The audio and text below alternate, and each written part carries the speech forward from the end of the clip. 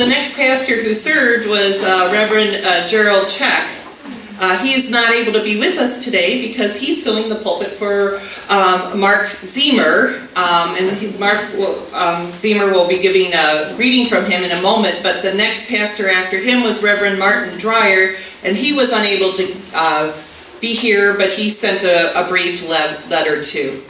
And it says, "Dear New Hope Lutheran, as much fun as it would be to visit and celebrate with old friends and congregation members from 40 years ago, where I first began ministry in Hollandale, it will not be possible for Susan and I to join you in your 125th anniversary.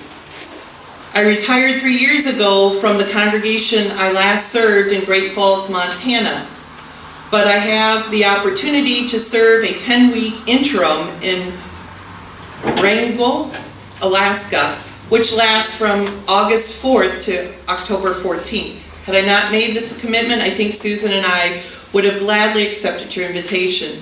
I hope and pray your celebration is infused with happy and joyful memories and your ministry in Hollandale and surrounding communities. I also pray that your future will be blessed with many more effective ways of serving Hollandale, the surrounding communities, and wherever God leaves you. Your friend in Christ and former pastor, Pastor Martin Dreyer." And then following him was Reverend Mark Ziemer, who served here from 1979 to 87.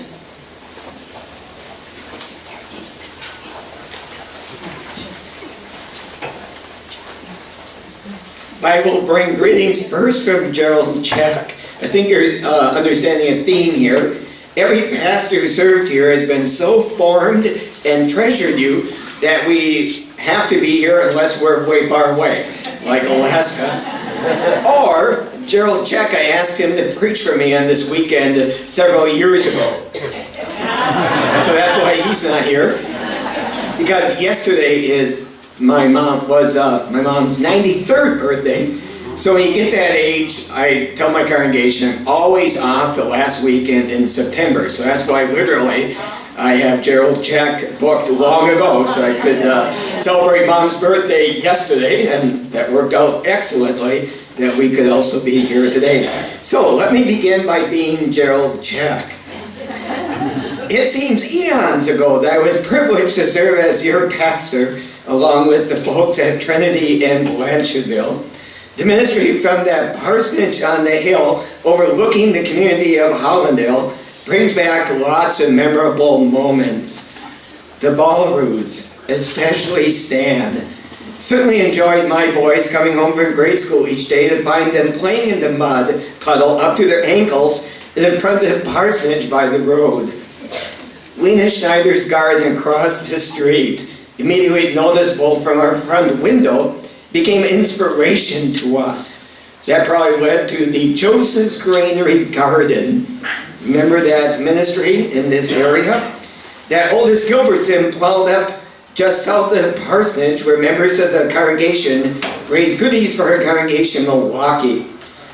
With daughter Anita, Joan, and Gerald Check, I'm being him right now, remember a station wagon ride loaded with cabbage to the ceiling, heading for Milwaukee down the freeway from Madison, with vehicles giving us a second, even third look of amazement as they went by.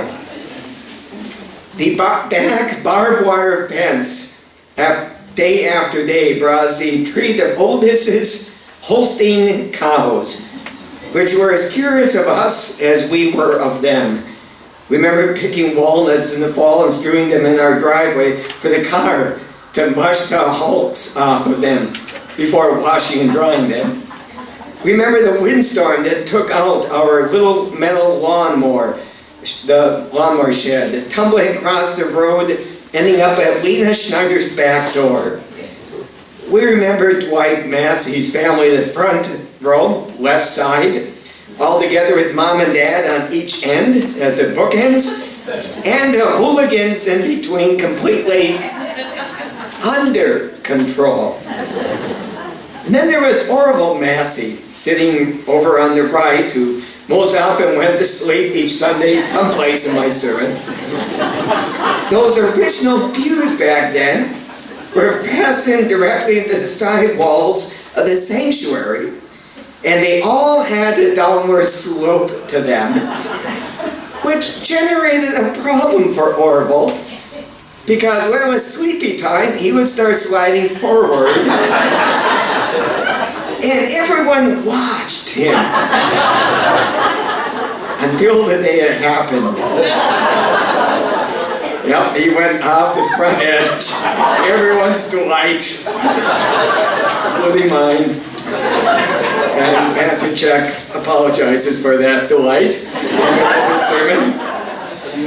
Little wonder when the rural church just east of Daleyville offered pews from their church that Hollandale snapped them up post haste. And he wonders if those are the pews in the church now. We also remember the many ladies' aid meetings for Bible study and, of course, food. One of our favorites were the plates of Swiss cheese from all the local Swiss cheese makers. It was fun, month after month, trying to guess which factory the treats came from. And they actually got pretty good at tasting them. You may send a small plate of Swiss cheese with the S back with Claudia and I. I'm sure you'll be having some of that during your celebration today. One regret we remember is that of not taking advantage of the local Hollandale special of that time.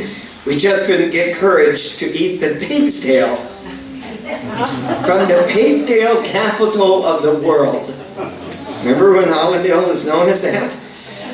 But he says it's okay if you don't send that back with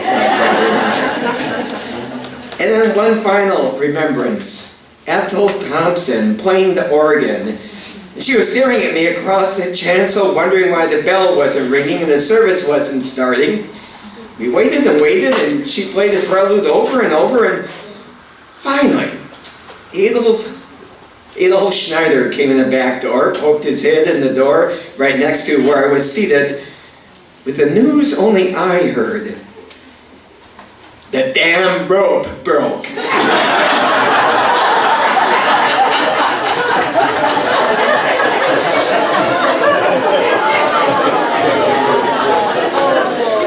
Wow, memories. I remember Wayne and Adolf. He was in his 90s when Claudia and I were here, still pulling that, but I think it was a lot better rope at that time.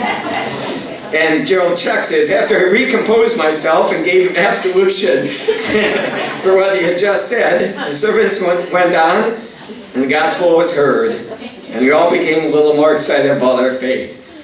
I hope you heard the ringing this morning to remind you. Well, we didn't, due to mold, but you will soon.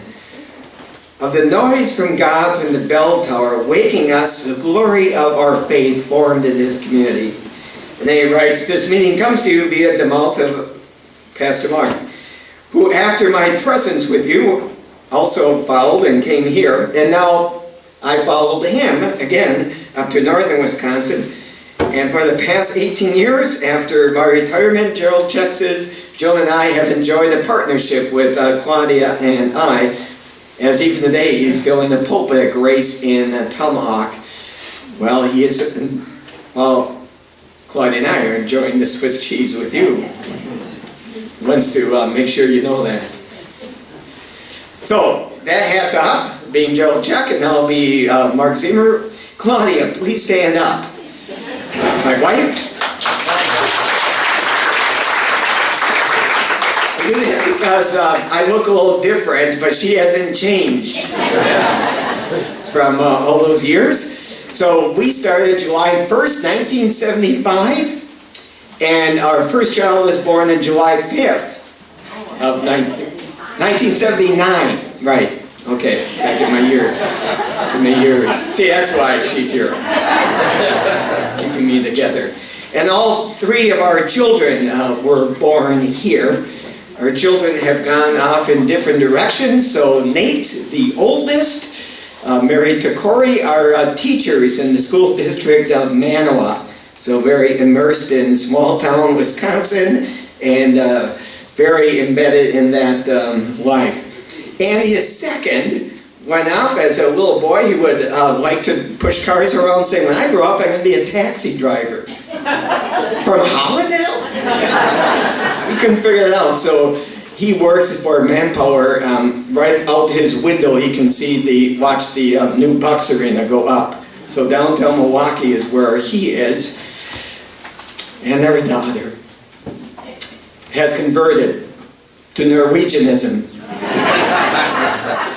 So she's now married a Norwegian bachelor farmer, who's not a bachelor anymore. So he's a dairy farmer, and so she lives in Gays Mills, teaches there. And they are sort of Norwegian, so they were married last August, and for their honeymoon they went back to the old farm in Norway, a dairy farm there. So she is really deeply embedded in her Norwegian culture now, and has even told us she enjoys milking cows. So a new life for her. Life here was amazing for us, as you have heard from many, really being formed in those 8 years we were here with not only the amazing ministry of Hollandale and the people here in this community, but also with Wayne Henderson as my mentor, and gathering with him every week. And that was very formative for me. And the area ministry that had begun before that time, working closely with him, and the church council meetings we started to have, and youth work. Marlis, you as secretary together, and moving things along, but as he emphasized, it needs to be really from the grassroots, providing opportunities, but seeing where the people in these two communities would go. Formation during that times of the Pecatonica Area Pastoral Association. Now we were a little male chauvinistic, the Papas, that time. The ELCA was formed during those years that I was here too. Remember taking some of the confirmation youth on a trip to the Boundary Waters during that time. Love that. So formed, I've done it almost every year since. Not necessarily the Boundary Waters, but the Appalachian Trail and Yellowstone Glacier, Rocky Mountain, lots of wilderness areas I've gone with youth. Now I require the parents to go along, and we have many, and they delight in that, and many adventures all over that you have inspired. When I was here, I remember the Milwaukee Brewers playing the World Series. Wow, things come around. Who knows? Oh, Father Fitz here in town, who was a long time and really formative. Spent lots of time with him about ecumenical ministry. Profoundly impacted and formed me through all that. So on behalf of Claudia, thank you very much for the formation you've done with all of our children literally being born here, you forming our family, and the ministry in our own lives that you have deeply impacted and formed, and thinking creatively too. So I bring greetings from Grace Lutheran in Tomahawk, where I've been since 2001, and are celebrating our 125th anniversary up there. So formed the same year. Also was named First Scandinavian Lutheran Church at that time. So the same background, the same United Norwegian Lutheran Church. And we have a very close relationship with the Evangelical Lutheran Church in Southern Africa, with Lapubu Parish, so the global mission, thinking creatively that you taught me. So thank you very much for all that you have done.